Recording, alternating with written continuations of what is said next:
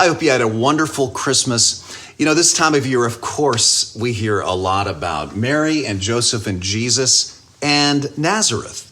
The Bible says Mary and Joseph lived in Nazareth. Jesus was raised in Nazareth. And if you visit Nazareth in Israel today, you can see the archaeological site that was part of the city when Jesus lived there. Traditionally, this was the home of Joseph and Mary. And you'll see a small city that is largely Arabic speakers, Palestinian Israelis today. I visited Nazareth several times. I've preached in Nazareth at an Arabic church. It was fantastic. And I thought you'd like to see what's happening in Nazareth right now that you have helped with. As part of our Hope Center project, our Hope Center with new classrooms and food distribution and recovery meeting rooms and more is going to be breaking ground in the spring, Lord willing. But as part of that project, we helped fund the expansion of Nazareth Bible College and Seminary. This is where young people are trained in the Bible and in ministry.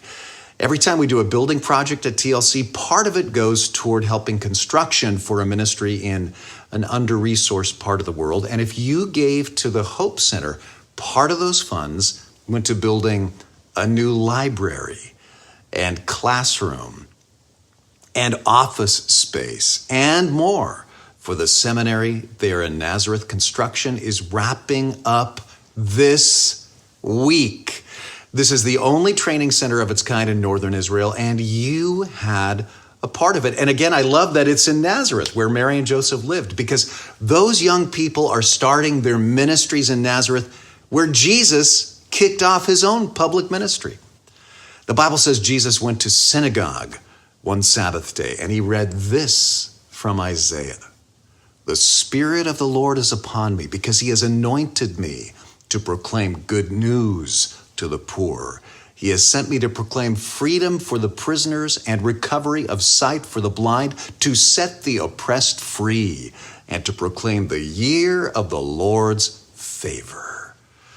I have an idea. As we turn the corner on Christmas this week and start looking toward New Year, why not make that your theme verse for the year? Call it the year of the Lord's favor, 2025, because God is always gracious. And favor is another word for grace.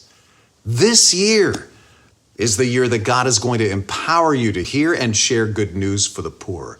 This year is the year God proclaims freedom over you if you're imprisoned in some way by guilt or sin. This year is the year he opens your eyes to his love.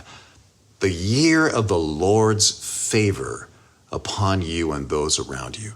Why don't you read that verse for yourself? Because Jesus said that then in Nazareth, the day he launched his ministry, and he still says those words over you today. This next year, believe it to be the year of the Lord's favor and grace, and expect your eyes to be opened to new rich understandings of God's good news for you.